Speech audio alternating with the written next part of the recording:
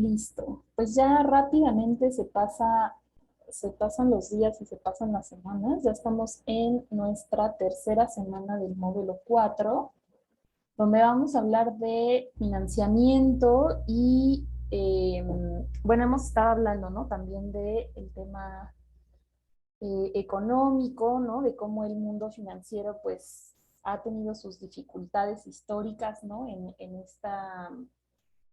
Pues en esta conexión, ¿no? Con el mundo cultural y artístico. Y el día de hoy pues vamos a ver algunos temas.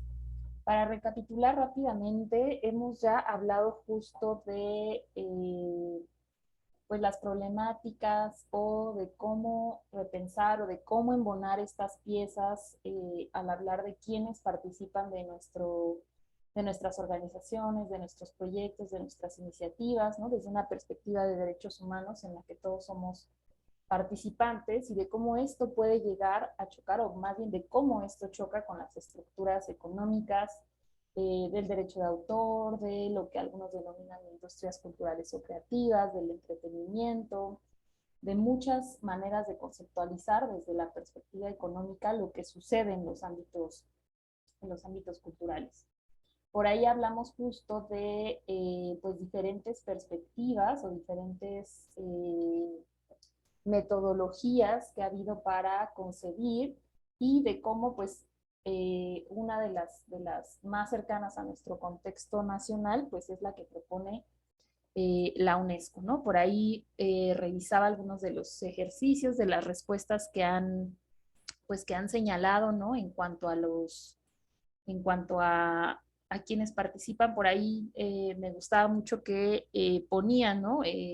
Participantes de su propio proyecto, pues son sus propios compañeros de trabajo, las personas, ¿no? Creadoras también son relevantes, ¿no? En cómo conciben, ¿no? Esta cadena del ciclo cultural y bueno, por ahí veíamos, ¿no? Diferentes maneras.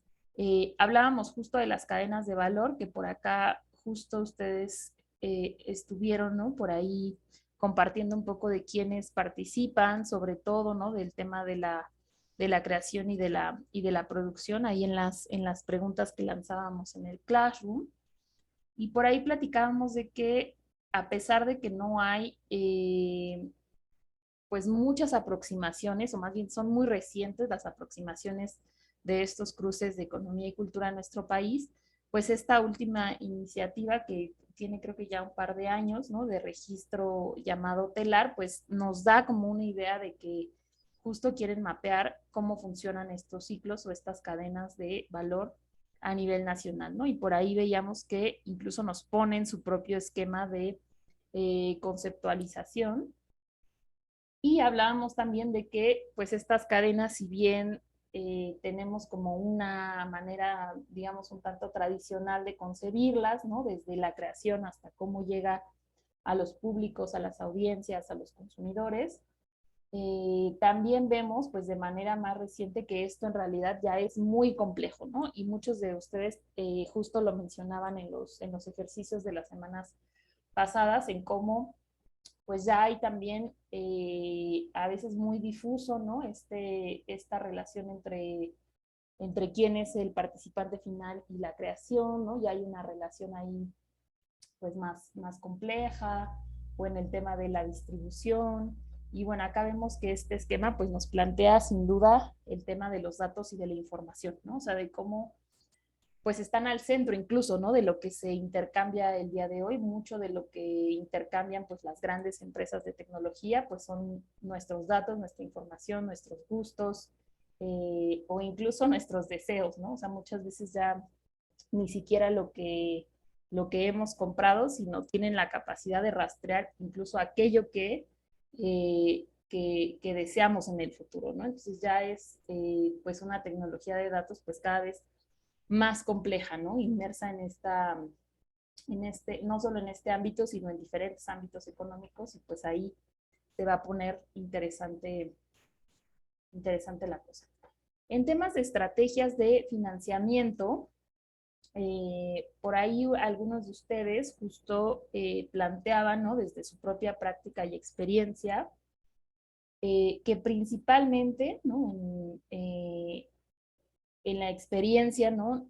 Nacional o en diferentes estados de la República, pues hay una fuerte participación estatal, ¿no? O sea, muchos de nuestros proyectos, de nuestras organizaciones o de nuestras iniciativas, de lo que queremos realizar, dependen de fondos públicos, ¿no? De alguna manera, federales, estatales, incluso internacionales, ¿no? Que vengan de, pues, organizaciones intergubernamentales, ¿no? Por ahí veíamos o por ahí expresaban, pues, este tema, ¿no? De la fuerte presencia históricamente del Estado hacia diversos ámbitos del sector cultural. También por ahí, pues algunos mencionaban los autogenerados, ¿no? Es decir, pues la taquilla, lo que sí se pueda poner a la venta también es una fuente de financiamiento. Por ahí también hablábamos, de hecho, en otras sesiones, ¿no? Sobre el tema del mecenazgo, ¿no? Históricamente también como, pues como un financiamiento importante, incluso para el nacimiento de diversas instituciones y organizaciones. El tema del patrocinio, que también por ahí mencionaban algo de ello. Eh, el tema, pues, empresarial, ¿no? Que también alguien lo concebía distinto al patrocinio, ¿no? O sea, como fuente de financiamiento. También hablaban de las donaciones, ¿no? O de la vinculación con organizaciones de la sociedad civil, ¿no? O sea, donaciones de, pues, personas interesadas en que los proyectos continúen.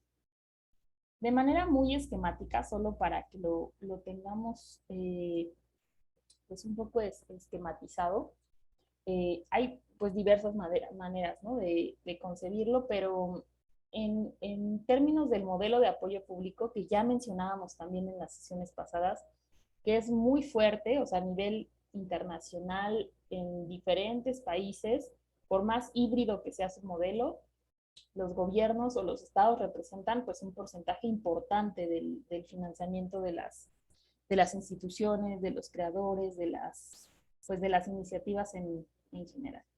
Y veíamos por ahí que pues hay apoyos directos, ¿no? Es decir, bolsas específicas, ¿no? De fondos de dinero, ¿no? Ahora sí que no en especie, o sea, dinero en específico que va destinado a estos sectores, ¿no? Por ahí que, bueno, han estado justo en mucha discusión en los últimos años en nuestro país, en la región, todo el tema de becas, premios, subvenciones directas, ¿no? O sea, premios, digámoslo así, en dinero, en efectivo, ¿no? Y por otra parte, también por ahí les compartí para esta semana, en los materiales, una lectura pues un tanto breve, pero que condensa muy bien el tema de la política fiscal en los sectores culturales, ¿no? O sea, es decir, si existen o no políticas estratégicas dirigidas a diversos sectores y por ahí en la lectura había un comparativo, ¿no? Respecto a qué sectores suelen ser apoyados, pues ya sea de manera directa o indirecta, mediante pues sobre todo mediante subsidios o descuentos en impuestos, ¿no? Por ahí había el ejemplo, ¿no? Del cine, del editorial, ¿no? De pues ámbitos de la cultura que tienen diferentes esquemas de apoyo, ¿no? Eh, Todos esos esquemas, los incentivos fiscales que también han sido pues complejos, ¿no? De discutir y de poner sobre la mesa y de echar a andar en nuestro país, ¿no? Todo el tema de deducciones, de excepciones fiscales, que también pues por ahí alguna de ustedes tendrá alguna experiencia con esto, tal vez a nivel estatal, ¿no? Que también los propios estados tienen la posibilidad de exentar, deducir o generar sus propios incentivos. Por acá, pues lo que ustedes ya mencionaban, ¿no? Las donaciones, los patrocinios, el mecenazgo, los créditos que vamos a ver ahorita en algunas gráficas, ¿no? Sobre justo las empresas culturales que pues son complejos también, ¿no? Pues de concebir, ¿no? Por el tipo de riesgo que representan Y pues algo complejo que no sé si a alguien le ha tocado, pero algo complejo también todavía en nuestro país para el sector cultural, que es conseguir inversionistas ángeles, ¿no? O sea, una persona que no necesariamente quiera pedirte un porcentaje pues elevado o que quiera cobrarte una tasa de interés, sino un inversionista que, como su nombre lo dice, por el hecho de apoyar diversas iniciativas que vayan comenzando, pues pone su dinero, ¿no? en organizaciones. Esto pues hay varias incubadoras, la misma incubadora, por ejemplo, de la UNAM, que conecta, ¿no? a pues aquellos que han desarrollado sobre todo propiedad intelectual vinculada con el desarrollo científico, pues muchas veces los conectan con inversionistas ángeles, ¿no? Entonces ahí hay pues una oportunidad de financiación, sobre todo inicial, ¿no? Que es la que pues denominamos para comenzar un proyecto, para echarlo a andar, ¿no?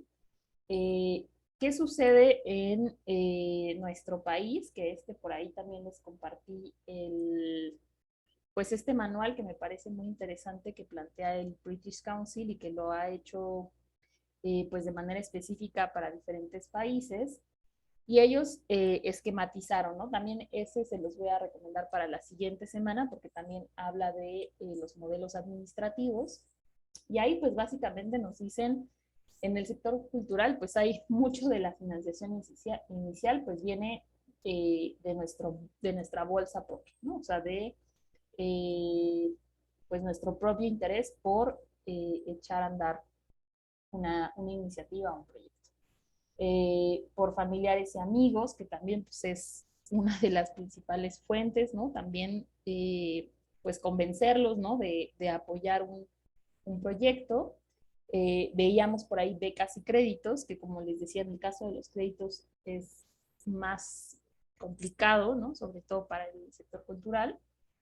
Eh, Capital de riesgo, ¿no? Como puede ser justo el de inversionistas, ¿no? O sea, que confíen en el proyecto de manera inicial, pero de una manera, pues casi que filantrópica, y pues cada vez de manera más cotidiana, pues vemos el tema de crowdfunding, ¿no? Sobre todo ahora tras la pandemia, he visto muchas iniciativas de crowdfunding alrededor de pues poder continuar actividades o de financiar alguna actividad en específico o de financiar la renta del espacio o alguna otra actividad.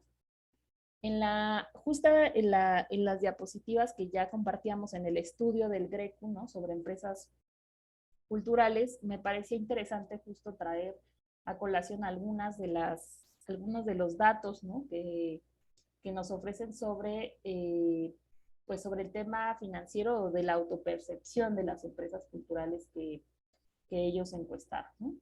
Y ahí pues se veía complejo el panorama, ¿no? Porque pues si bien, ¿no? O sea, un gran porcentaje de quienes se asumen como empresarios culturales asumen que están en un sector de crecimiento, también a su vez consideran que se ven supeditados a pues los devenires públicos, ¿no? O sea, que están pues sujetos a decisiones sexenales o de cambio de gobierno. Como veíamos, casi un 60% en este estudio pues ha comentado que no ha tenido o no ha gestionado un crédito, ¿no? Y esto también, pues como les decía, tiene que ver con pues con la propia estructura también que decíamos, que en muchos casos es informal, ¿no? De las empresas culturales, de las organizaciones culturales, y pues que impide también acceder a o contar con ciertos requisitos muy específicos, ¿no? En términos de riesgo. En otros países sí existen entidades crediticias, no solo bancos, específicas para el sector cultural, ¿no? Porque consideran que el tipo de riesgo pues es distinto a una empresa tradicional, ¿no? O sea, hay lugares, ¿no? En Europa que tienen pues incluso eh, entidades crediticias específicas para el circo, por ejemplo, para festivales musicales, ¿no? Para cuestiones muy específicas. Eh, también por acá, pues justo, ¿no? Les preguntaban en este estudio, ¿no? Con qué instituciones se han acercado o han gestionado créditos, y el 65% pues comenta que con ninguna, ¿no? O sea, ahí habría que, hay mucho que analizar también, ¿no? A lo largo del estudio sobre con quiénes lo han logrado y cómo estaban constituidos, ¿no? Que va a ser parte de lo que comentemos también la siguiente semana. Acá pues es interesante, o sea, un 7% sí menciona que ha gestionado créditos con gobierno. Esto pues no sabemos si a nivel federal o con qué entidad o a nivel estatal, pero bueno, es interesante, es un porcentaje considerable. Y con la banca también, ¿no? Que eso pues será interesante también especificar pues para qué ámbitos. Como ya sabemos y como les decía también ahí en la lectura que les compartí, y bueno, es bien sabido que pues un gran porcentaje del sector dice pues no es suficiente los programas y estímulos gubernamentales y es necesario hacer cambio a las regulaciones y cargas fiscales, ¿no? Cosa que también ha estado en boga. Se ha discutido mucho más este tema desde el sector cinematográfico, pero hay otros sectores que por ahí eh, platicábamos, justo por ejemplo el tema de los textiles tradicionales, en los que ha habido fuertes debates con Hacienda respecto a cómo regular incluso el comercio de estos, ¿no? O sea, qué se le tendría que pedir a quienes quieren exportar y cómo también tener regulaciones muy estrictas respecto a los textiles que pues en realidad no son textiles, ¿no? O sea, que entran copias, ¿no? Plagios incluso totalmente industriales, ¿no? De otros países y cómo llegan a las aduanas en México. O sea, sí hay discusiones, ahorita no recuerdo el nombre, pero sí en, hace 2 años en el Senado sí se presentó una iniciativa de ley muy amplia con la senadora Susana Harp, si alguno de ustedes siguió esa nota, pero sí hubo discusiones muy interesantes con Hacienda respecto a cómo conceptualizar incluso, ¿no? O sea, lo que era una artesanía o todo el tema, pues, de robo de piezas arqueológicas, es decir, se platicó bastante sobre este tema de la regulación económica y fiscal. Voy a pasar rápidamente porque este ustedes ya lo tienen, fue el estudio que compartimos desde la primera semana y solo quisiera puntualizar también algunas de las cosas que nosotros encontramos desde el mapeo que hemos hecho desde hace 3 años en Pasaporte Cultural, eh, con espacios culturales independientes no gubernamentales. Esto es importante tomarlo en cuenta, es decir, aquí no están representadas espacios institucionales o que dependan directamente de alguna entidad o autoridad, pero es importante justo que en términos de financiamiento, pues nos hablan de que casi la mitad de los espacios a nivel nacional, que ahorita ya van casi 900 mapeados, pues tienen un espacio rentado, ¿no? Y esto pues sin duda implica un fuerte porcentaje también de cómo ellos distribuyen sus costos, ¿no? O sea, habrá quienes justo por el tema de no poder erogar este dinero, pues tuvieron que cerrar definitivamente. Si hay espacios propios y un porcentaje menor, pues sí cuenta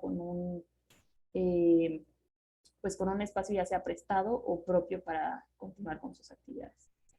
Y en términos de ingresos, también fue muy interesante para nosotros encontrar que en realidad, ¿no? O la hipótesis era que pues la gran mayoría dependía fundamentalmente de la venta de alimentos y bebidas. Claro que es una fuente y representa un porcentaje importante, pero algo interesante fue encontrar que en realidad muchos de ellos, o bueno, más de la mitad, mencionaron que su principal fuente de ingresos era cursos y talleres, es decir, son espacios formativos, ¿no? Esto es también pues muy, muy, muy fuerte y también pues a la luz de la pandemia, pues imagínense cuántos a lo mejor perdieron pues muchos alumnos, ¿no? Y muchos participantes de estos espacios de formación. Muchos otros sí venden obra o productos dependiendo también de el ámbito al que se dediquen. Y otro porcentaje, pues, importante es la taquilla, ¿no? O sea, un 30% dice sí, representa las funciones, mis representaciones. Taquilla, pues, son una fuente de ingresos. Y un porcentaje pues ya menor habla de patrocinios, becas y otro tipo de ingresos, ¿no? Como puede ser residencias artísticas, aportaciones voluntarias, renta para otro tipo de actividades, rifas, donativos, patrocinio a universidades, coworking, es decir, tienen una gran cantidad de estrategias de financiamiento. Voy a ir avanzando un poquito para que, les decía, podamos eh, platicar. Por ahí también pues desde semanas pasadas platicábamos de, sobre todo, ¿no? Justo en el ámbito de patrimonio, pues la complejidad de el dinero no solo implica ahora sí que dónde lo conseguimos, sino desde dónde está proviniendo ese dinero, ¿no? Esta es una fotografía pues, pues famosa, ¿no? De hecho, de las protestas que hicieron diferentes artistas haciendo este performance. Este es en el Tate Britain, en Londres, y esta de hecho fue una protesta que realizaron cuando el desastre en el Golfo de México, ¿no? Cuando British Petroleum tuvo ahí el tema de la plataforma, que se derramaron, eh, pues se derramó mucho crudo, ¿no? En el Golfo de México, y ellos pidieron que el Tate pues ante esa empresa detuviera ya detuviera pues el contrato que tenían de patrocinio, ¿no? Este también, por ejemplo, es en el British Museum. La empresa pues financia muchísimos, o bueno, financiaba muchísimos museos y exposiciones temporales, y pues hubo una gran cantidad de protestas. También platicábamos, ¿no? Pues justo las consideraciones éticas, ¿no? Que también cada vez pues más museos ponen sobre la mesa respecto a la fuente, ¿no? De estas donaciones o de estos patrocinios. También es cierto que, como veíamos en la semana pasada, eh, pues no en todas las latitudes, pues se habla del tema de la escasez, ¿no? Y creo que esto también es interesante ponerlo sobre la mesa, ya que, pues si bien, ¿no? Algunos países de Europa y sobre todo América Latina, pues sí estamos hablando de recortes continuamente al sector cultural, pues sí hay polos donde se está invirtiendo pues muchísimo dinero desde diferentes fuentes, ¿no? O sea, este, por ejemplo, es la sede, ¿no? Del Louvre en Medio Oriente, ¿no? Que pues en parte fue financiada completamente por pues justo la gran cantidad de ingresos petroleros que tienen, ¿no? Los jeques. Y pues es interesante que justo estos polos, ¿no? Donde más se está invirtiendo, pues ya históricamente están cambiando, ¿no? Ya no son las grandes capitales europeas donde se están haciendo pues este tipo de inversiones tan masivas. También hablábamos de China, ¿no? Que está construyendo cientos de museos y comprando obra pues en todo el mundo, ¿no? Coleccionando en muchas partes. Por ahí justo platicábamos de las recomendaciones de la CNDH en materia de derechos culturales, y de cómo justamente la última, que fue en 2019, pues hablaba del caso de protección del patrimonio cultural de diversas comunidades a nivel nacional, pero justamente de cómo este rompecabezas, ¿no? Entre derechos humanos y economía, pues no es tan sencillo de embonar o de resolver, ¿no? O sea, aquí la recomendación justo habla acerca de la necesidad de tener una legislación específica o reformas que permitan proteger de menor manera, ya que pues la actual ley de protección de derecho de autor y las actuales leyes fiscales no son suficientes, ¿no? Para proteger ante el plagio o ante pues el comercio indebido pues de aquellos textiles que se asumen como tal, siendo pues totalmente ya pues producidos de manera industrial por transnacionales, ¿no? Entonces, esta recomendación en específico pues me parece muy interesante en ese sentido. Y bueno, también para compartir, como les decía, el día de hoy también me parecía pues interesante sacar a colación otros temas, pues actualizarnos, ¿no? Debatir sobre pues otras dinámicas que están surgiendo. Por acá voy a dejar de compartir pantalla para presentar. Por acá creo que ya está Anthony Chávez, quien pues justamente lleva ya bastantes años en el tema de criptomonedas y de economías digitales y de todo este esquema disruptivo, ¿no? Acerca de el dinero, del valor o los valores de intercambio, y yo lo invitaría por acá para que eh, pues podamos recibirlo en nuestra sesión del día de hoy. Hola, hola. ¿Me escuchan? Sí, ahí te escuchamos bien. Sí, sí, se escucha. Perfecto. Ok, bueno, gracias Michelle por invitarme a compartir un poco más acerca de las criptomonedas. Y no, o sea, no queremos que les digamos dónde invertir, qué comprar, qué criptomoneda comprar. No vamos a mantener ese tema, sino vamos a ver más bien qué canales podría abrirse con el uso justamente de criptomonedas para justo lo que estaba transmitiendo Michelle, que es el acceso a recursos y la gestión de estos recursos.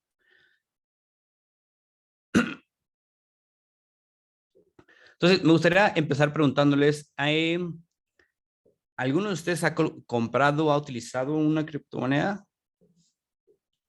Maribel, Edgar, Beatriz, Ana, Minerva, Alejandra, Antonio, Elizabeth. Hola, Antonio, buenos días. Yo no, nunca. Hola. No, yo tampoco nunca. ¿Qué implica utilizar? Tener en una aplicación una criptomoneda.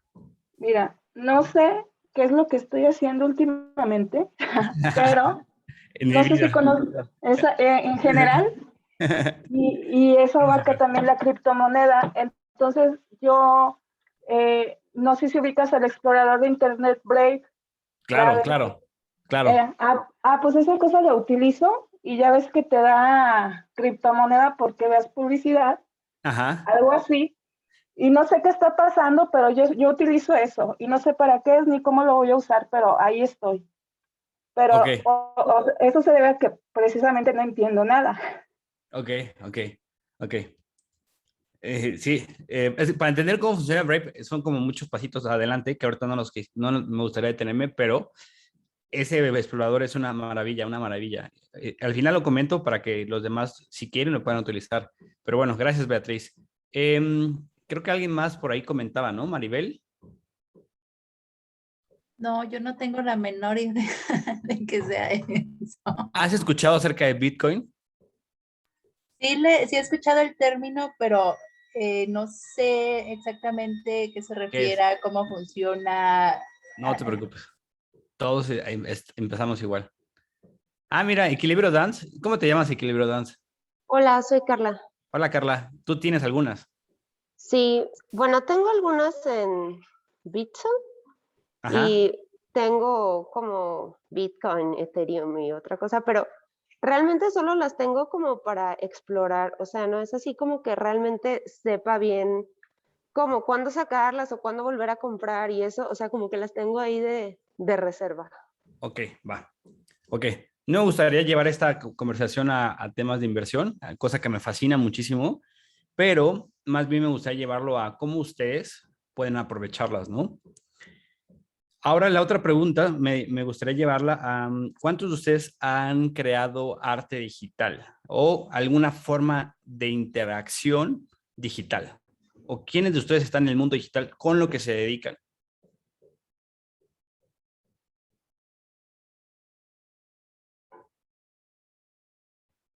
Maribel, Edgar, Alejandra.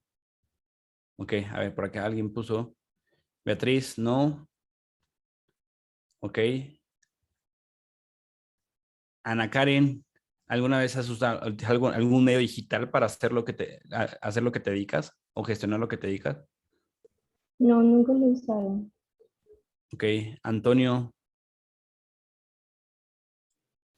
Hola, no, yo de igual manera no, es como un tema totalmente desconocido para mí, la verdad. ok, ok. Va, perfecto. Entonces vamos partiendo de esa premisa. Em, Ok.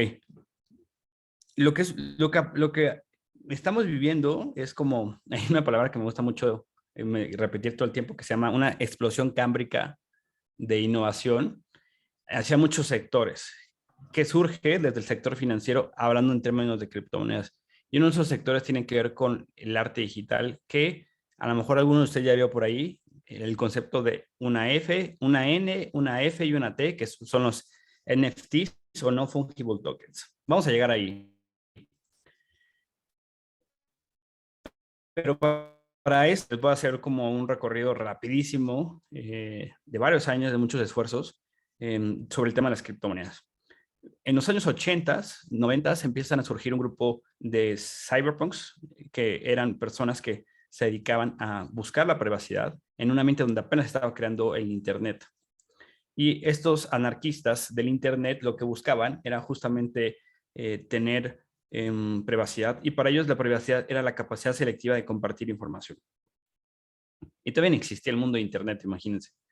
Y propusieron muchos proyectos predecesores a Bitcoin para que la gente pudiera tener su propia moneda. Y de ahí se desprenden muchas alternativas sumamente interesantes. Es decir, desde el poder financiero que tiene Estados Unidos, desde muchos otros sectores bancarios y financieros, cambia completamente el paradigma de poder gestionar tú tu propio dinero.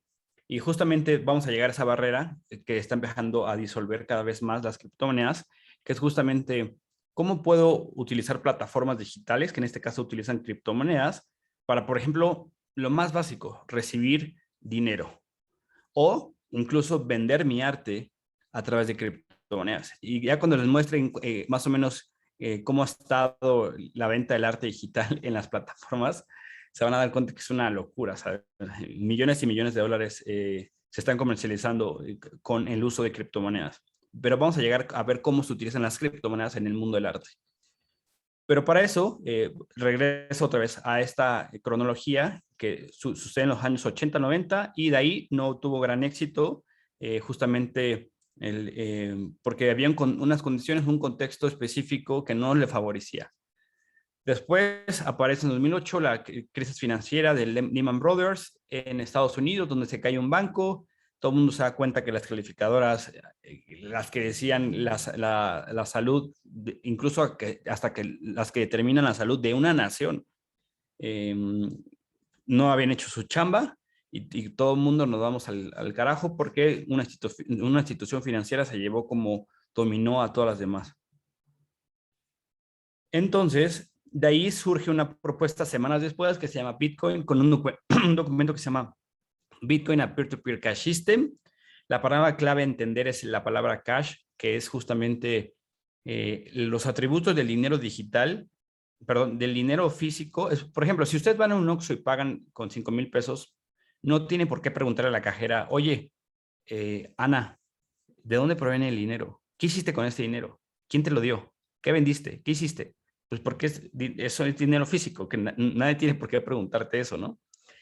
Entonces, esos mismos atributos del dinero físico, lo que propone Bitcoin es dárselos a un ecosistema, a una plataforma digital. Y entonces ahí empieza a surgir esta explosión cámbrica que les menciono, donde llegan a existir muchas criptomonedas, muchas plataformas de intercambio de criptomonedas.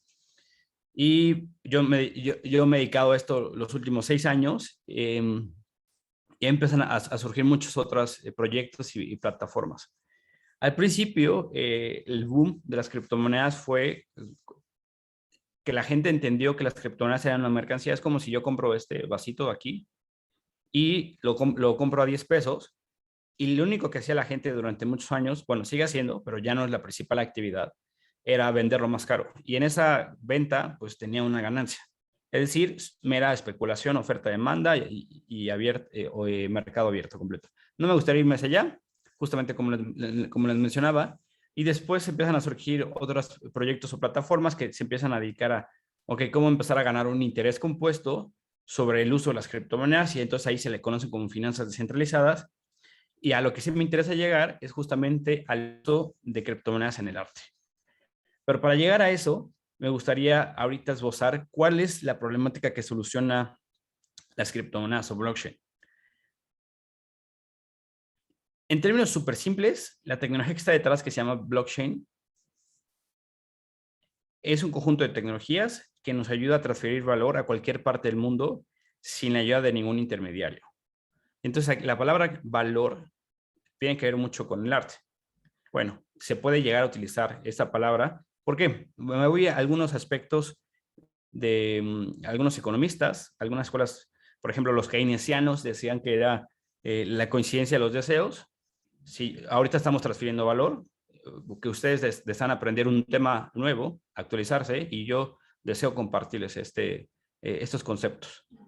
Pero, por ejemplo, ustedes cuando venden una obra, cuando venden un servicio o cuando venden cualquier tipo de gestión cultural, pues están intercambiando valor, ¿no? Alguien desea algo y ustedes también desean algo. Entonces, si nos vamos por esa escuela, el valor, pues en términos económicos, llega a aplicarse en muchas otras cosas, ¿no? Entonces están empezando a aplicar, por ejemplo, en arte digital.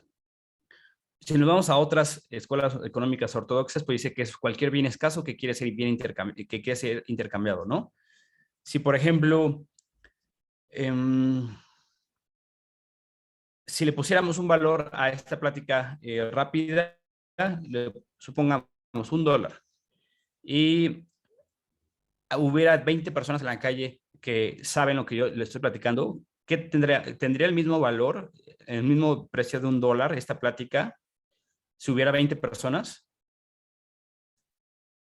¿Tú qué opinas, Beatriz?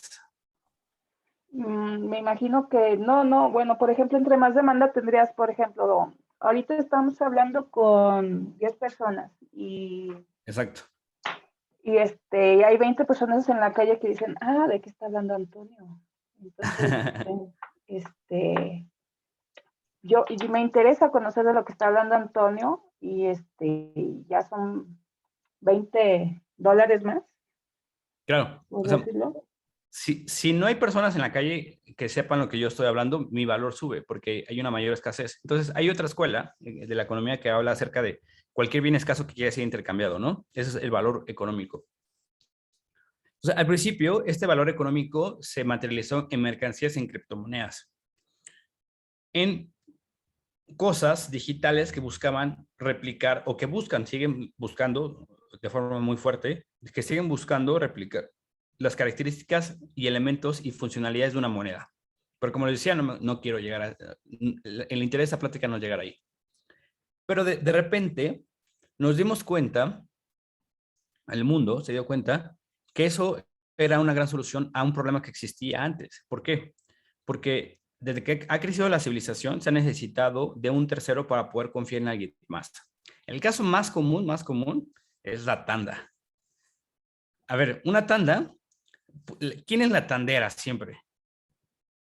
Obviamente no es el güey que se va de fiesta cada fin de semana, que debe el coche, que no ve a sus hijos. O sea, hay una serie de características y elementos que otorgan confianza. Regularmente es una tía o una señora, o sea, que te da o te otorga esta confianza de que no se va a ir con el dinero, ¿no? Entonces, es el caso más común, ¿no?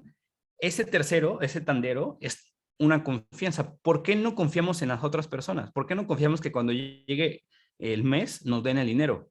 Porque los humanos no tienen que ver únicamente con los mexicanos. Los humanos no confiamos entre nosotros.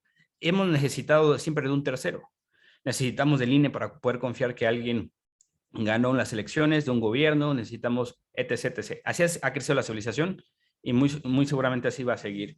Lo que propone blockchain es cambiar ese paradigma de entender la confianza de personas, instituciones a código, a programación, a algoritmos, a computadoras.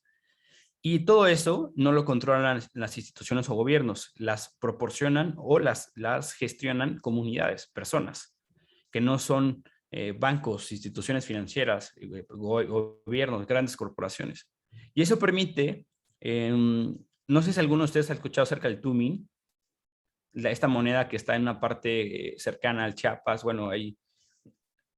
Es lo mismo, pero a una escala global. Pero obviamente tuve la fortuna de estar en una llamada donde le invitaron al creador. Está súper interesante cómo lo gestionan. Es como lo mismo, pero ellos se ponen de acuerdo entre personas. Ahí no hay ni un solo algoritmo. Ellos crearon su propia moneda para decir, no me importa cuánto va el peso mexicano, nosotros vamos a otorgarle un valor y tienen un sistema de emisión, etcétera, etcétera. Es lo mismo, solamente que está en código y con una escala global. Ya no crean ni gestionan las empresas o gobiernos este valor. Entonces, ¿por qué a ustedes como artistas les interesaría esto? En primer yo les diría, es una obra de arte, es económica y financiera muy, muy, muy buena porque logra algo sumamente interesante que en términos económicos, sociales, financieros, de programación, criptográficos, es una maravilla de muchas perspectivas. Pero en el conjunto está cambiando muchos paradigmas y tiene que ver con la gestión del valor, de cómo transferimos valor.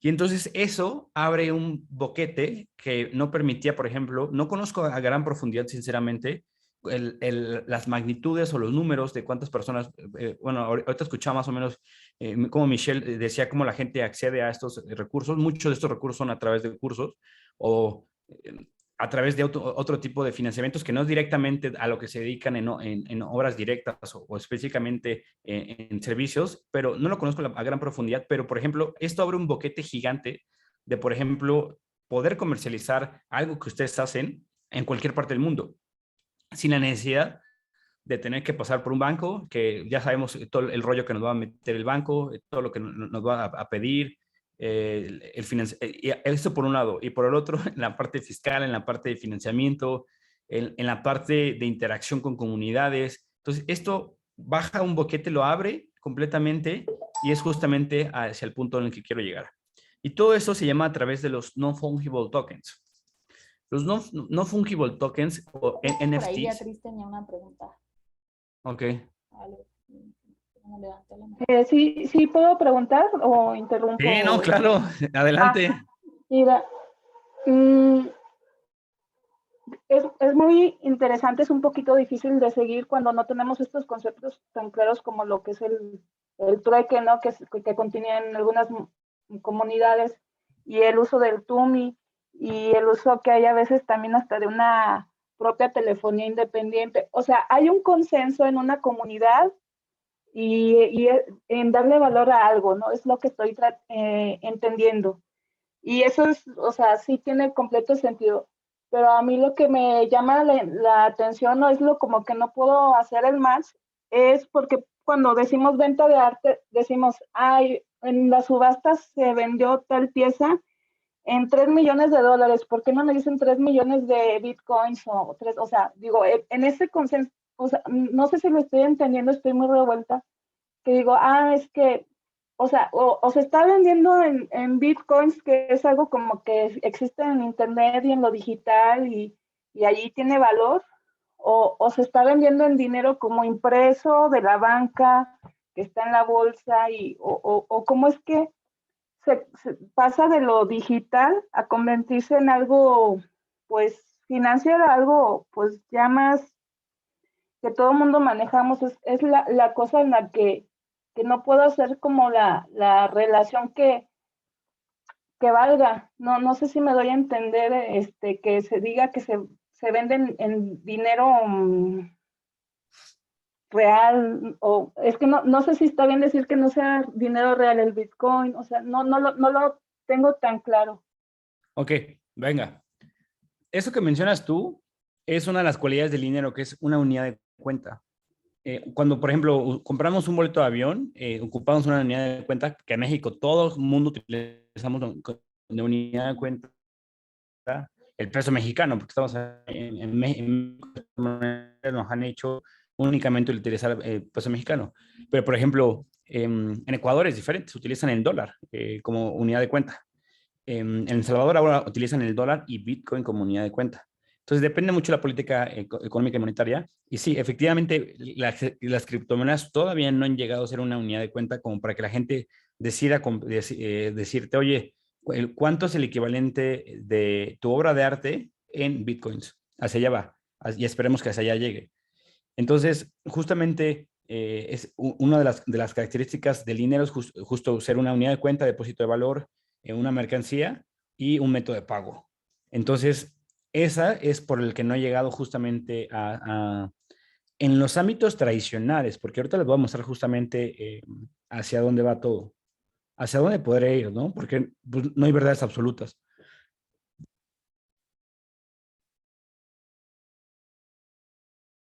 ¿Ahí están viendo mi pantalla? Sí, sí, Sí, ya, ya. se ve. Sí. Ok, venga. Esto lo que es un marketplace, es un mercado abierto donde cualquier persona puede conectarse, cualquier persona que tenga internet, que tenga una cartera nos referimos a un espacio donde la propia tecnología crea y es como si te veamos una cuenta BBVA o Santander, o sea, para ponerlo en términos más simples. Em, de- ok. Donde cualquier persona en el mundo puede acceder y puede intercambiar arte digital que está digitalizada, no que está, la palabra correcta no es digitalizada, que está referenciada en blockchain. A través de las criptomonedas, lo que la gente utiliza es este mecanismo de transferencia de valor que hace que la gente ya no tenga que transferirte dólares, justamente, Beatriz, euros, pesos mexicanos, colombianos, argentinos, brasileiros, etcétera. Lo que sí logras es transferirte con criptomonedas. Entonces, por ejemplo, bueno, primero voy a explicar qué es el NFT. El NFT es el non-fungible token. ¿Qué es no fungible en sus vidas? Yo soy no fungible, yo soy único. ¿Qué es único?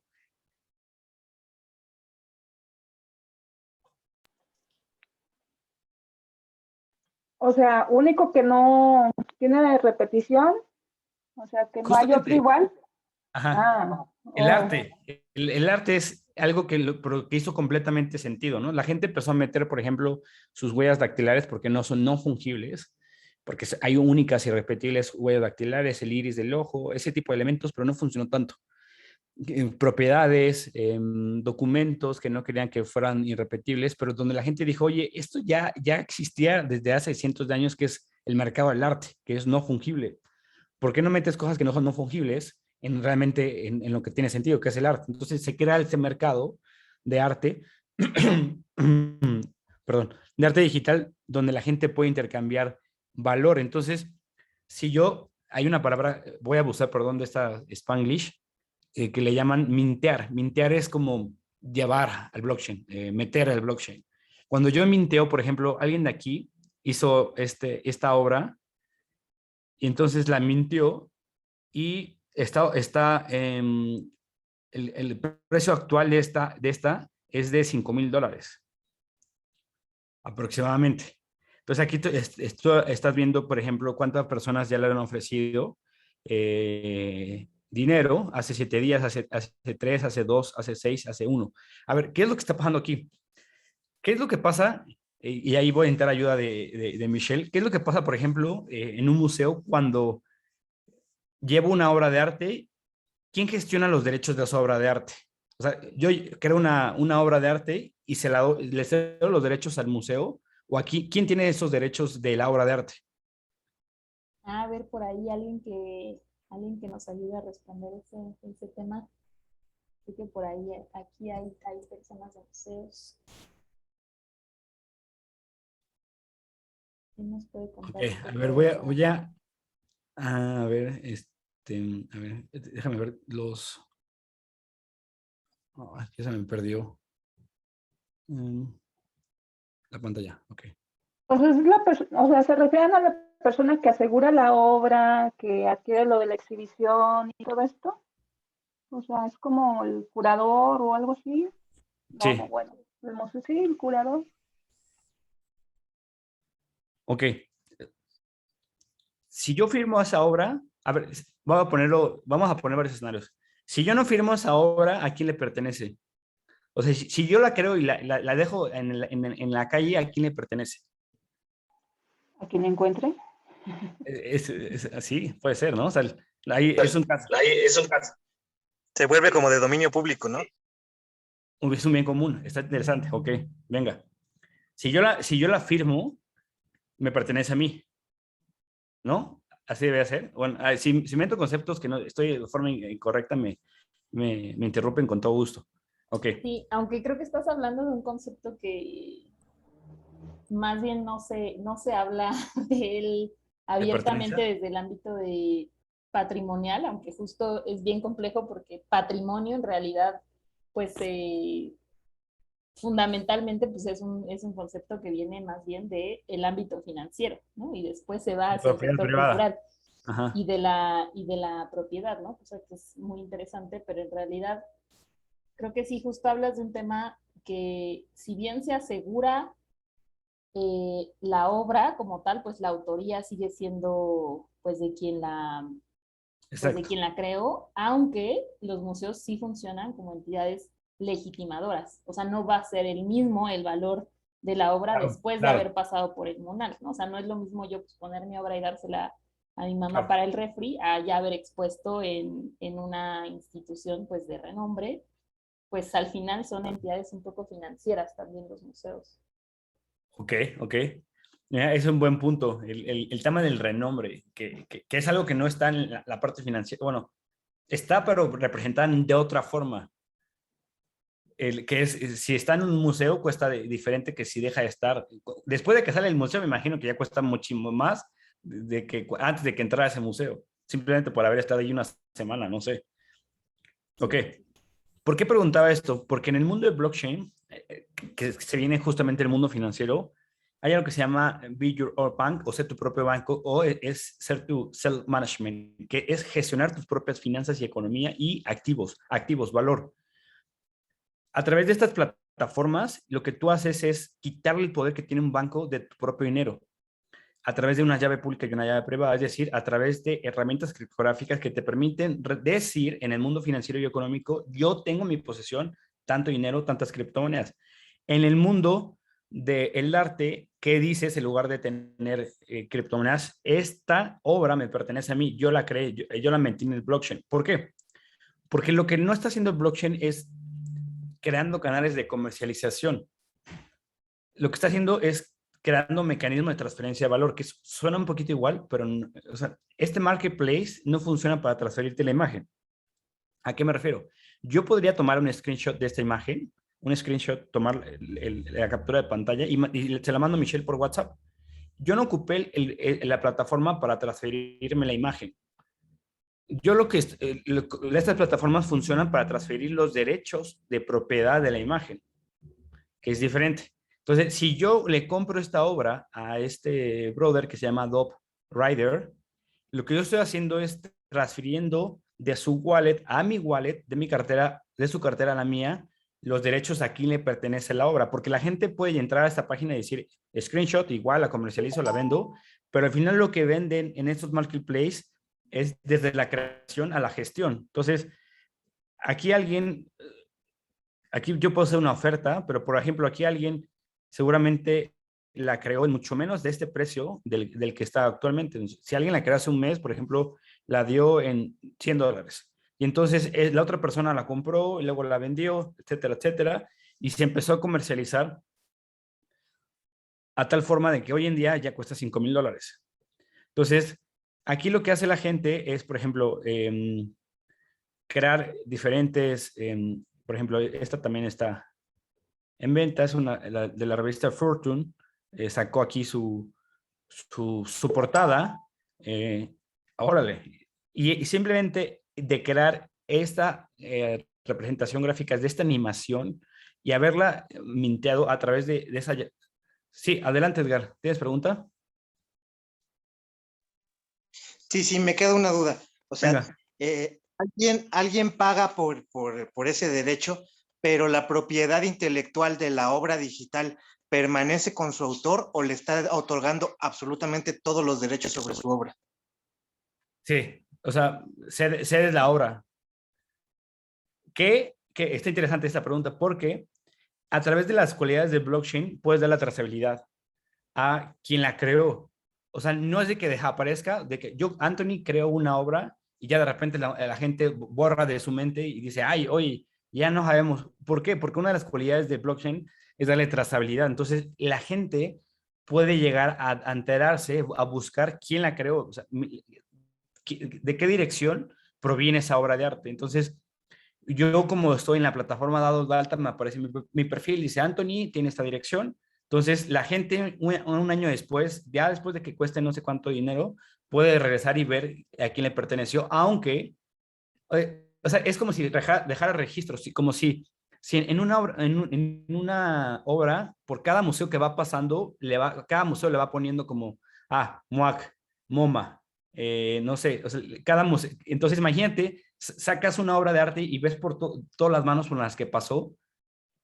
Entonces, ya no es más bien es que ya no está en un museo, pero sí puedes darle la trazabilidad en dónde ha pasado. Entonces, te puedes ir hasta el taller del autor y decir, este taller se creó en 2013, le pertenece a tal persona, pero él ya no tiene los derechos. Entonces, es una muy buena Pero pregunta. sí, más bien creo que Edgar pregunta, o sea, como si existen los derechos de autor, como en esta, o sea, tal cual los concebimos, como en Para el poderlas mundo utilizar. físico, porque ya una vez que tú vendes la obra, pues tú puedes venderla justo, pues con ciertas condiciones, ¿no? O puedes venderla y vender todos los derechos y la persona puede explotarla, puede comercializar tarjetitas con tu obra, o sea, Por puede ejemplo, hacer por ejemplo, muchos derivados.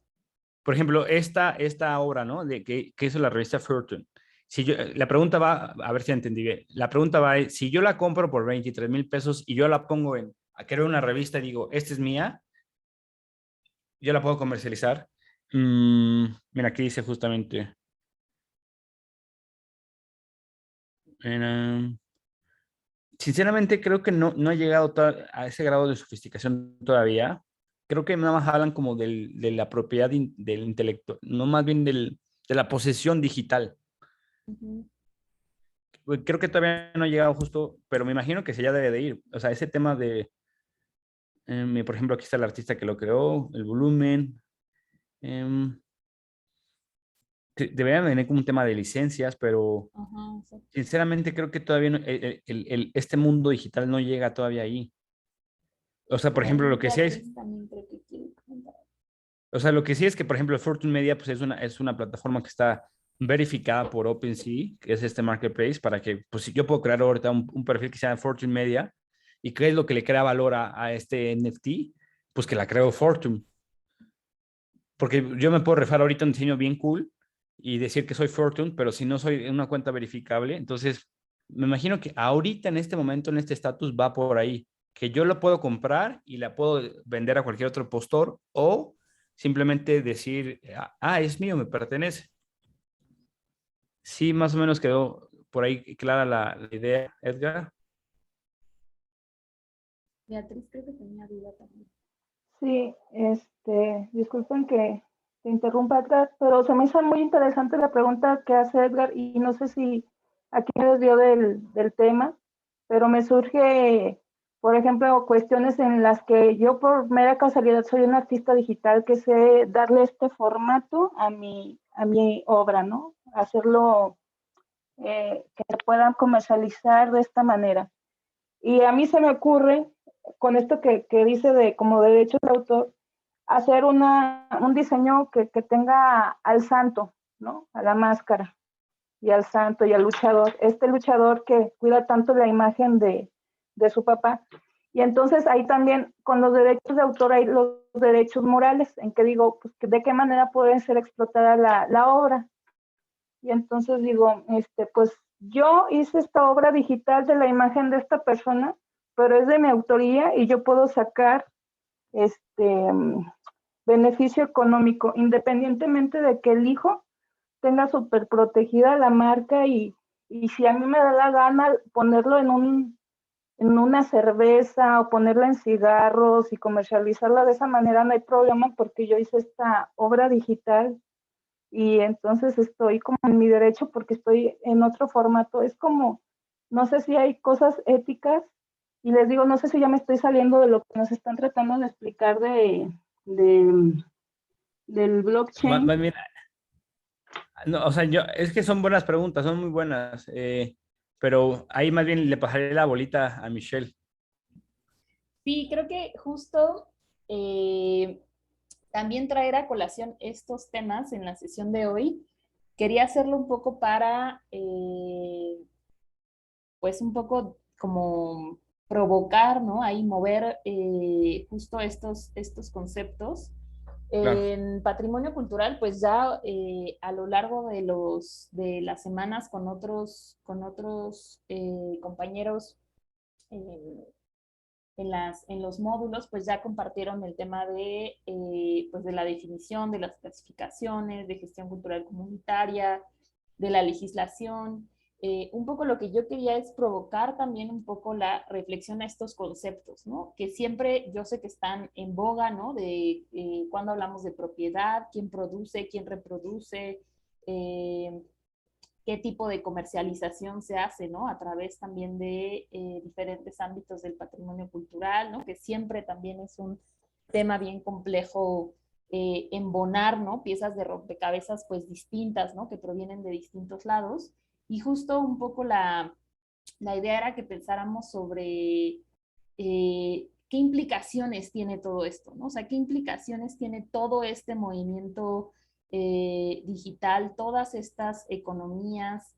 Es decir, si bien ya sabemos que no estamos exentos de las dinámicas económicas en el sector, tenemos que pensar qué implicaciones tiene, ¿no? Qué innovaciones vienen para el patrimonio cultural, aunque pensemos que es un concepto que viene más bien ligado a lo que rescatamos, ¿no? A lo que preservamos, también hay muchísima innovación, ¿no? En la producción y reproducción de los diversos patrimonios, ¿no? Entonces ahí creo que hay mucho que reflexionar. Recordemos que pues el cuarto mercado negro más grande a nivel mundial es justo la comercialización de piezas arqueológicas, de bienes culturales, de arte, ¿no? O sea, es decir, es un mercado negro muy, muy grande y hay dinámicas ahí que se están moviendo. No dudo que ya haya también quien esté comercializando bienes y piezas arqueológicas vía blockchain y otro tipo de criptomonedas, pero sí tenemos que pensar en estas dinámicas, es decir, para esta sesión no quería quedarme solo en el tema de Claro. financiamiento o de pues que no hay dinero para el sector y cada vez hay menos o nada, ¿no? Entonces, Sino, ¿qué más bien, alternativas hay? Ajá. exacto, sino más bien qué alternativas y qué implicaciones tienen estas dinámicas de valor, de confianza, de intercambio, qué implicaciones va a tener para cómo concebimos nuestros proyectos, si bien como por ahí no sé si lo vieron en el tema a lo mejor de legislación, pero como platicábamos en el tema de textiles, es complejísimo determinar, o más bien los conceptos no embonan, ¿no? Porque vienen de el capitalismo individual, ¿no? De dinámicas muy específicas occidentales, europeas, ¿no? La idea de autoría, de originalidad, de propiedad, de creatividad, Claro. todo eso no necesariamente embona con las concepciones sobre el patrimonio que se han venido desarrollando desde otras latitudes, pero esto sin duda son dinámicas globales, ¿no? En las que estamos todas y todos inmersos y quisiera que pensáramos justo qué implica todo esto para nosotros, ¿no? O sea, qué implican todas estas dinámicas de valor, de producción, de distribución, ¿no? Por ahí voy a tratar de encontrar algunos. Es que es súper interesante, Mitch, o sea, porque, a ver, por un lado está como esta contraposición de estos conceptos que justo les decía, la propiedad de esta obra, de este NFT, contra a quién le pertenece, ¿no? Por eso decía, si lo dejamos ahí en la calle, ¿a qué pasa? Es un bien común. Entonces, ¿cómo comercializas, por ejemplo, el bien común? Que es otro concepto que no entra dentro de la propiedad privada, pero que también de cierta forma es interesante como adentrarnos en este mercado para ver cómo ocupar esas herramientas que se están creando en ese mercado abierto para beneficiarnos, o sea, o para impulsar lo que estamos tratando de hacer, este bien común. ¿A qué me refiero? Por ejemplo, le estoy mostrando cómo también ya se están creando estas canciones y estos derechos, esta creación y gestión de esas canciones le pertenece, ya pasamos de obras de arte digital o de imágenes digitales a obras musicales. Entonces, ahí, por ejemplo, meternos yo también soy cero experto en este mercado de la música, pero a muy grandes rasgos, por ejemplo, el dominio que tiene Spotify sobre los artistas es gigante, gigante.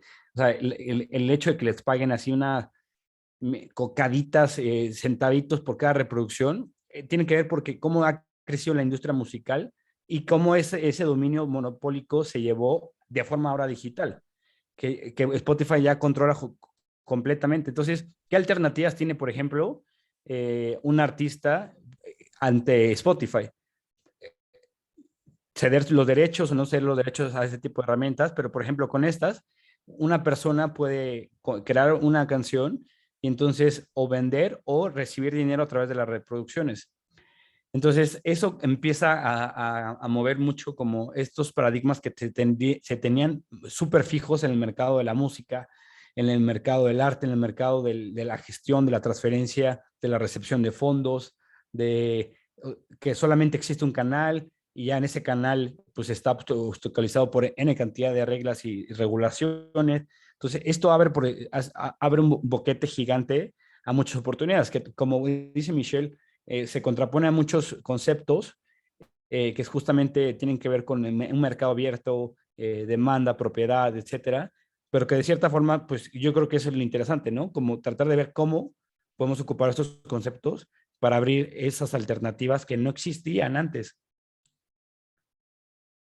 Sí, totalmente. Muchísimas gracias. Espero que no haya sido un tema demasiado abrumador para sábado por la mañana, pero creo que nos llevamos mucho que pensar. Por ahí algunos ya me han ido entregando sus ejercicios y han compartido información también ahí por Google Classroom. Yo espero, bueno, le pediré recomendaciones de lecturas por acá para que nos comparta un poco más justo sobre las implicaciones que hay también pues, para los mercados financieros, o sea, cómo esto está teniendo implicaciones también en las finanzas globales. Por ahí me parece pues importante que lo tengamos en el radar y que pensemos justo pues estas implicaciones, ¿no? Como decíamos, pues siempre hablar de financiamiento en el sector cultural tiene sus particularidades, pero sobre todo en el tema de patrimonios, pues va a ser bien interesante justo las implicaciones justo pues de colectivizar o de reproducir o de allegarse de recursos a partir de pues formas autogestionadas, ¿no? Que al final también pues hay mucho del patrimonio que sucede pues paralelo al Estado o fuera de los límites del Estado. Entonces ahí pues hay similitudes, ¿no? También con el tema de cómo se han ido desarrollando las criptomonedas, es decir, en el patrimonio pues no hay una entidad, ¿no? Que te dé un certificado y que te diga, sí, este es un tenango de Doria, ¿no? O sea, no hay ese tipo de dinámicas. Creo que va a ser interesante justo pensar esto en términos de dinámicas globales, de qué implicaciones tiene para nuestro trabajo en específico en México, ¿no? Que revisemos un poco ahí qué dinámicas se están moviendo en Latinoamérica, porque hay otros países que van, pues, digamos que un poco más a la vanguardia, ¿no? O que van insertando estas dinámicas de manera muy interesante, como analizar ventajas, desventajas, como les decía. Por eso la pregunta que yo ponía esta semana en Google Classroom es siempre pensar qué ventaja y qué desventaja, o incluso, pues, qué implicaciones éticas va a tener en términos de lo que hacemos, ¿no? Porque lo que hacemos tiene que ver con valores simbólicos colectivos, ¿no? Necesariamente. Entonces ahí hay pues muchas decisiones que no son pues unilaterales o unipersonales, ¿no? Entonces ahí creo que hay pues mucho que pensar. Yo espero compartirles más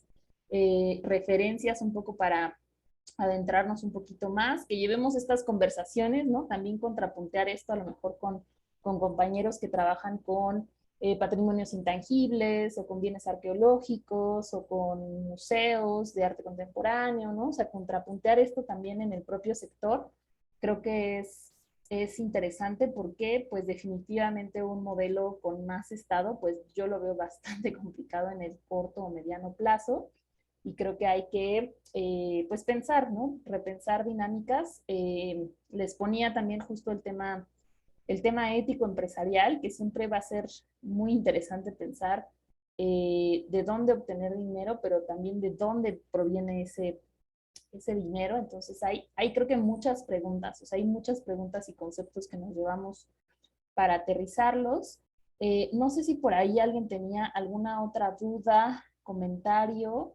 Les voy a dejar, bueno, por ahí ya les había compartido mi WhatsApp por si tienen dudas sobre los ejercicios también que me quieran comentar de manera personal, que me los envíen por ahí. Recuerden que el siguiente sábado es nuestra última sesión de este módulo, donde vamos a pues resumir un poquito todo el módulo.